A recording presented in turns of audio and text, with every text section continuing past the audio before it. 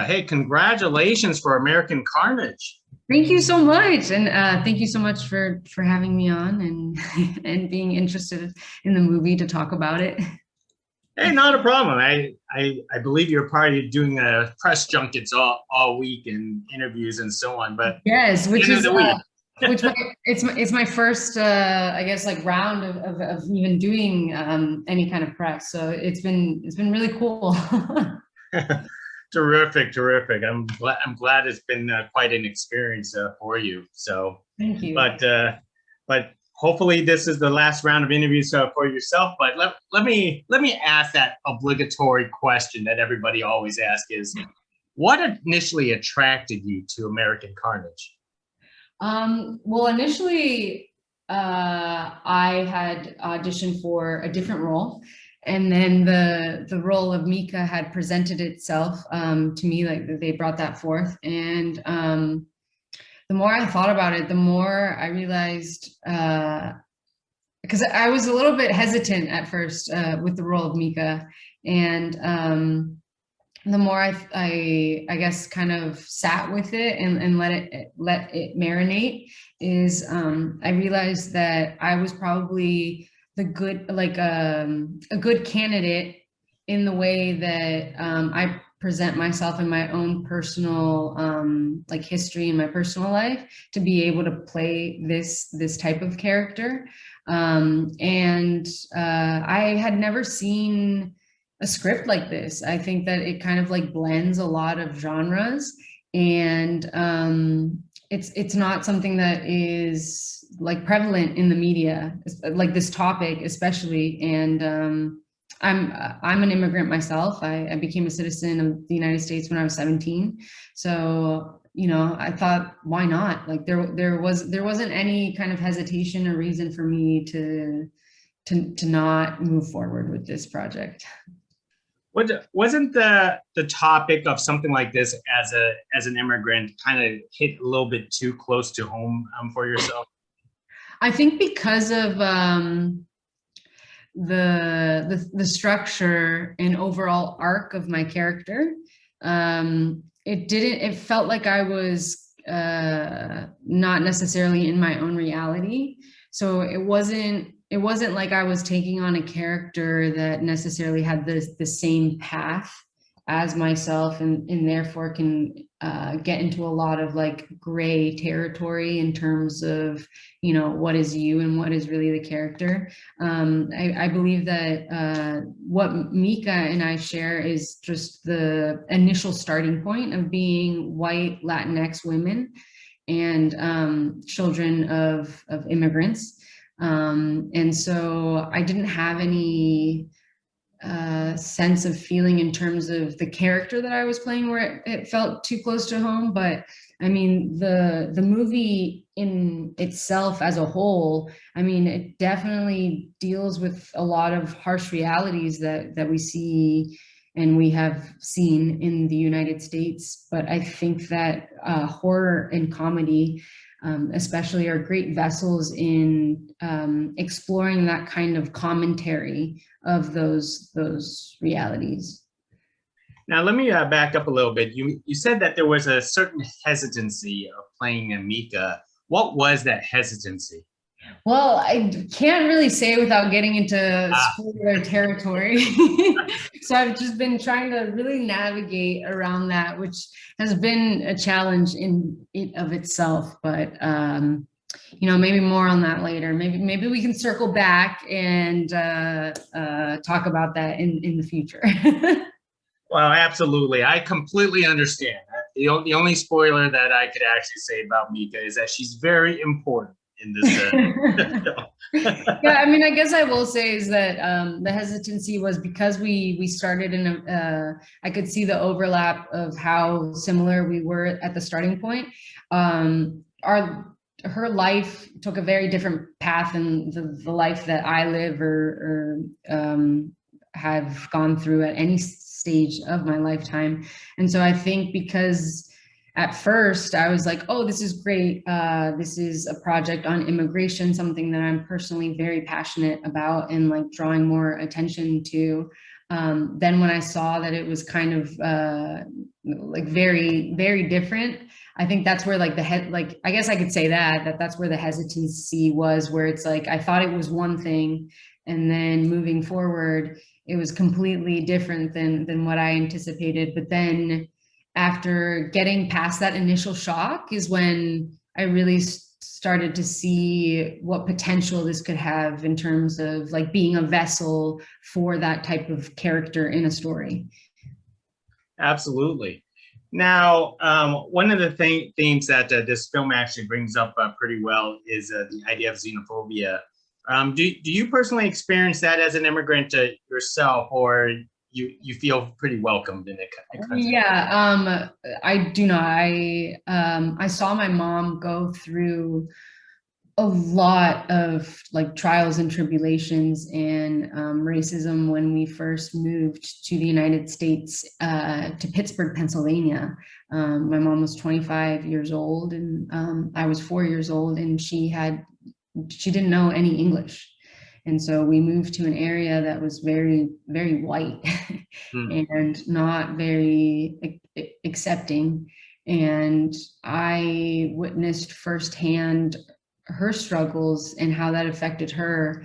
And that's kind of, I guess that's kind of my involvement, or how I was affected that way, because I really saw, you know, this beautiful, bright, driven woman coming to America in hopes for a better life for me, and seeing how that personally affected her, and how she had to essentially just be this strong warrior, and like a punching bag to hopefully one day see that the efforts of her actions and her sacrifice are worth it. So, you know, every moment that I can take to be like, mama, we made it, you know, is it's very beautiful. So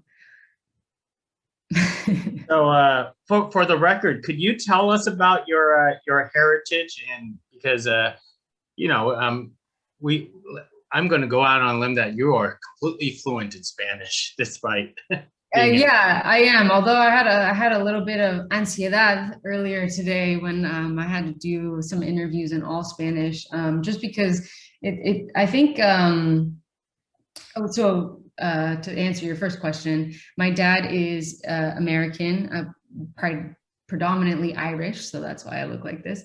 My mom, youngest of 10, the only one that ever left her country. My dad and my mom met while my dad was on business in Chile, and they fell in love, and they had me. And when I was 4, my mom wanted to relocate to the United States of my father's like city and hometown of Pittsburgh, Pennsylvania, to, you know, have this family. And all of my family is still in Chile. None of them speak English. We all like speak Spanish. And yeah, so that was kind of like my upbringing. And there was a little bit of a culture shock for me. Like, Spanish was my first language, but because I was so young, I was able to learn English very quickly. But my mom, being older, she still has her accent to this day, and I do not. So it made us very close because we had to depend on each other a lot. My mom, you know, recalls memories of like taking like her 5-year-old daughter to the bank, and having to like a grown woman having to use her child at 5 years old to translate to this, like, you know, bank teller. And just kind of like the dynamics of that and what that can do to you as a person, but like really, what else can you do, right? So we've always been very close because of that, and we have a very beautiful relationship because of that, and I'm very thankful for that. And yes. No, that is terrific. That is great.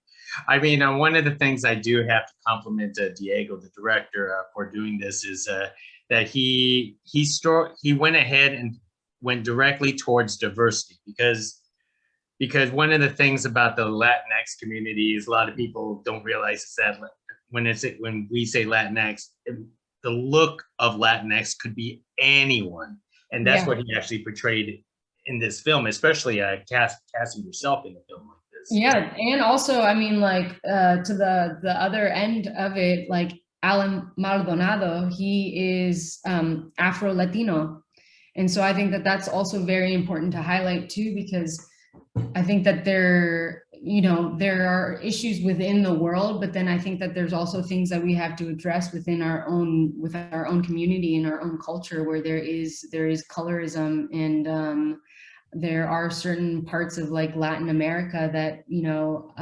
even in those communities within itself is like, it's almost like, if it's not just this one type, then everyone else is an outsider. And that happens a lot with Afro Latinos, where it's like, but you're Black, so what do you mean you speak Spanish, or what do you mean, and I think that that's something that in Diego's intentionality of making sure that everyone cast was, able and qualified to play these roles, but also to be intentional about showing a range. I think that that was very beautifully done, because I mean, I can occupy spaces that other people cannot. And so I really tip off my hat to him for that. So, do you get a sense of pride of being in this all Latino cast? I mean, I'm gonna say it's probably a very rare occasion or opportunity to be in a situation like this in this type of production. I mean, 100%. Not like the creators, Latinx, and then also all principal cast Latinx, and I think that that's what really like set the precedent on set in terms of our chemistry with one another, or interactions. I think before we had even met each other, just us like moving forward with this project and wanting to be a part of it, that kind of was like, we were taking on the responsibility of knowing that we were going to be these vessels in telling this type of story, and shedding light on this kind of this area, and like how we need more diversity, and we need so many more of these stories, and this is just like one in like a huge ocean. So I think because of that, it was like an anchor that kind of tethered all of us together, and when we got to set, it was just like, we all knew why we were there, type of thing, and it was really, really, really cool. Most excellent. I checked out a few videos of on your Instagram. Yeah, you're a very funny person, and, but this is a horror genre. How do you translate yourself into this genre? I guess technically it's a horror comedy. Yeah, but I didn't do any of the comedy. It was all Alan. I was so jealous of his characters. It was so funny. Thank you for that, because I pride myself very much on my comedy. But no, so we actually filmed this movie in 2019. And, at that time, when I booked this, it was my first like big role in a feature. And I was ecstatic for sure. But it wasn't until kind of after that I really kind of started to lean into comedy and improv.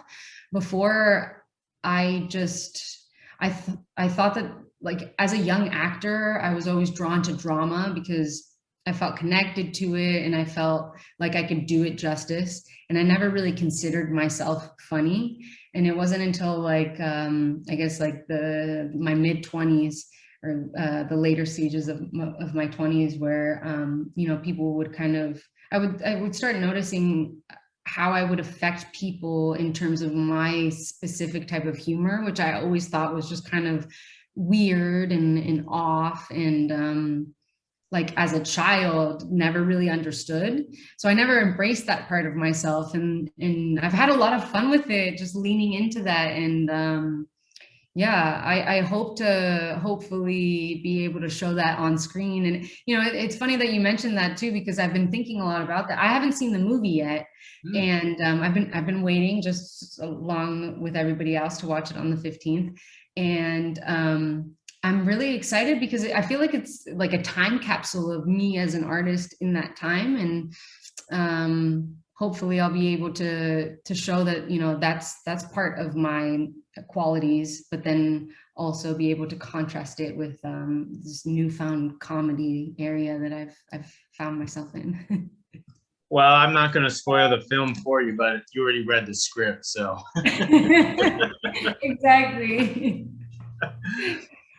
Now, if this was your first feature film, was doing stunts also your first experience on a film? On a film, yes. I had done some stunts on an episode of Chicago Fire. But yeah, to this like size and caliber, yeah, certainly, which I always am drawn to like physicality. And I think that, you know, when you take a look at athletes or even Troy James in the movie, I like definitely fangirled when I saw that he was a part of the movie when I got to set, because I had seen him on America's Got Talent, I think a year prior.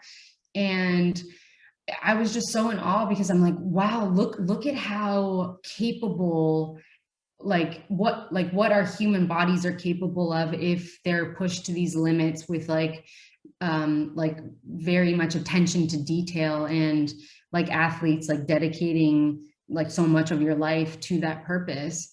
So whenever stunts or something physical comes up, I'm like all for it. I'm like, yes, let's go. I've been waiting for this moment my whole entire life. So hopefully, you know, soon I'll be able to like play a boxer or something and get super jacked and ripped for that. I was going to add that there is no way I could do anything close to what Troy could do. Right. It's just it's fascinating, and it's so incredible. It's almost like it makes you think of like, wait, like what kind of untapped like ability, not necessarily limited to physicality, but just, you know, you see something like that, and that's someone who recognized early on that they had some sort of capability, and then just focused on it and like built it up, you know? So did you see Troy's performance on set? Yes. I mean, I think when I first met him, because I had such a big reaction, like Troy definitely handed me on a silver platter exactly what I wanted, and he went into like a full collapse. And it was just like, I was like so fascinated. I was like, you are so talented and you're so cool. And I think it's also just, I think, really incredible because you know, having read a little bit about his story, and then also seeing him on America's Got Talent, it was something that, you know, as a child, when you have your own experiences, when you're young, you just think that you're not really as aware about other people in the world, and that other people have other experiences. You just think like, oh, okay, this is how like it is to be a human, and everybody experiences these things. And he thought that like his flexibility was just normal, and, you know, coming to find out like the realities of the world, that it was not. And like just the kind of reactions that he got from people that, you know, were negative or not very accepting, because of course people, when they don't really understand something, sometimes they lean to just rejecting it altogether. So not only is it just very impressive in terms of like the capability, but I think the strength of just recognizing what is unique within yourself and just fully leaning into it and embracing it, like that is something that's power, and that's confidence. And I applaud that. I would have freaked out if I saw him perform. But speaking of scary things on American Carnage, what was to you was probably the creepiest thing? What was it? Was it Troy? Was it the old building? Was it interacting with old people? Was it the ugly uniform that you had to wear? Oh yeah, maybe the ugly uniform where I was like, I'm short, and so the clothes in proportions of like the leg inseam have always just been off, so it's like I would have to just like tug at it or whatever. But no, I think that probably the most frightening thing was just the whole movie, I think, is grounded and centered around something that is very real, a very real starting point. It started with something that like we see and we saw in our real world, and someone like, you know, Diego was able to take that and then just push it to the extreme and say, okay, like if this is already the reality that we know, then where could this lead to? And I think that was the most frightening thing, because I mean, we're always like, especially with technology, I think that we're like bombarded with everything that's always constantly happening in the world. And in a way of self-preservation, I think that we, you know, we have to take our time to kind of tune that out or shut that off. But I think that that whole concept and just that acknowledgement of that is kind of scary, because then at what point do we desensitize ourselves to be able to just be mentally okay? And I feel like that's that territory where you can wake up one day and be like, wait, who's president? Like, wait, how did this happen? Or, you know, or just anything, or like, wait, what was just overturned? But, you know, every little step and little action is accumulated to lead to that. And so that, honestly, that was the most terrifying and scary thing, because it seems like very extreme and, oh, it's horror and, you know, this isn't reality, but it's like, well. Well said, well said. And on a personal note for you, I was reading a brief biography that you started off in cognitive science back in college on the path to medical school, which you know, don't ask me what cognitive science is, because all I know is just brain science. Because I had friends back in college who also majored in the same thing. How did you go from there, from cognitive science into acting? I mean, that's a what 180, 360, 720. I don't even know what, I like that. what direction this is. Well, both interests have always been a part of my life. So I grew up doing theater, and as a kid, like I knew that one day I was going to be an actor, but I never really gave thought to like how that would happen or the steps to do that. I just had this like kind of like belief, like little kid belief, like, oh, like one day it will happen. And so when my course through school and college, I was always like really fascinated in science. And I feel like regardless of whatever I do in life, I think that there's a common element of this desire to be of service to others. And so I really wanted to put work towards like mental health, but with like a real like science backbone. And I remember like my freshman year, I think I was doing a Bachelor of Arts in psychology, but it was very like theoretical, like theory based. And I really wanted to do something with like with a crossover of you know, results of research. So I did an internship. I did research work at the University of Chicago studying appetitive behaviors in lab rats, so like addiction. And that was just a whole world of its own, because, you know, you got to climb the totem pole. And I think at first I had to like dispose of the decapitated lab rat heads, and then I was able to further along in my participation of the studies. But yeah, my intention was to just really dive deep into psychology and counseling and mental health. I was always fascinated about why people do the things that they do. And to me, I know that it can seem like on paper, it seems so different, but I think it's really just the same thing as acting for me, or at least the way that I approach it, where, you know, to understand a character, you cannot judge them. And then I think you really need to get into a space of, okay, maybe I wouldn't do this in my personal life, but what would lead someone to do this? And that's always been like very interesting to me. So, but sorry, long story short, I realized that I did not want to wake up one day and regret not fully trying, pursuing my first love of acting. So after I graduated, I just decided to pursue it professionally, and I haven't looked back since. Wow. I mean, I think that's an excellent choice, and you get a better understanding of your character. So, wow. I mean, I think that's an excellent choice, and you get a better understanding of your character. So, what's on your bucket list in this young career for yourself now?